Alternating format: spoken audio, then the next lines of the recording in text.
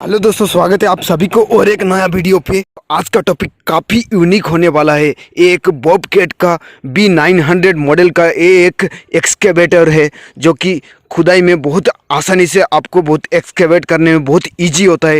ये एक जेसीबी का कंपटीटर माना जाता है जो कि, और केस 770 का ये भी एक कंपटीटर है। जेसीबी का जैसा ये पूरा एकदम डिटो, और इसका लुक काफ़ी यूनिक है, बहुत ही ज़बरदस्त दिख रहा है।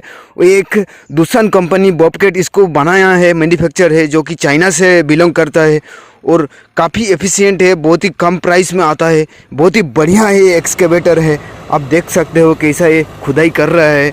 चलो इस वीडियो पे पूरा एंड तक देखेंगे किस तरह ये खुदाई करने वाला है।